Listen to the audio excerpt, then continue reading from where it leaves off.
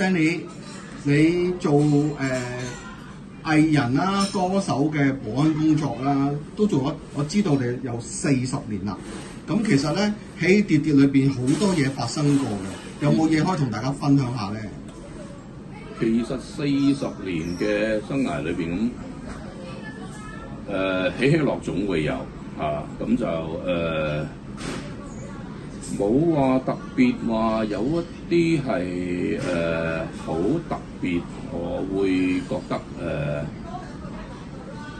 好唔同嘅。其實因為其實我喺我嘅立場就係我做每一個人，無論知名嘅、唔知名嘅、大嘅、細嘅 artist， 其實我哋嘅方針都係一樣㗎啦，都係一個服務嘅行業。我哋嘅態度都係唔會話因為呢個紅啲嘅，我哋特別 take care 啲；我呢個冇咁紅嘅，我哋係特別去忽略啲。其實呢個亦都唔係一個正確嘅態度啦，係一個專業嘅角度睇，唔係一個正確嘅態度嚟嘅。咁所有嘅 artist 無論任何嘅 job， 我哋都係一樣咁認真對待。其實咧，你嘅工作其實包含好多嘢啦，演唱會啦、藝人出埠啦，even artist 嘅紅事白事你都會做到。其實咧有咩分別㗎？其實紅事白事我哋就真係做好多，因為可能有啲 artist 覺得我哋可以講係可以信賴。因為其實你知道紅事白事呢類咁樣嘅嘢咧，其實好多中間嘅過程裏邊有一啲嘢係真係唔係咁方便俾外人知道啊，又或者成個工作嘅部署上邊亦都唔能夠太過透明度高嘅。咁喺呢方面可能我哋比較口密嘅，因為係我手底下嘅人其實咁多年都習慣咗我哋嘅工作模式，係真係把口要撩都唔開嚇。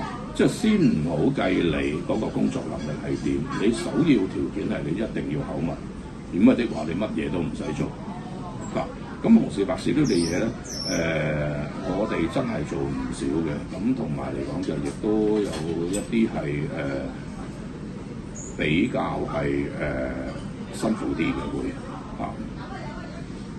咁其實咧Stanley 喺呢幾十年裏邊咧，樂壇嘅起跌跌都見到好多，即係好多天王巨星啊、新人啦，亦都好多男團啊、女團咁新人輩出啊。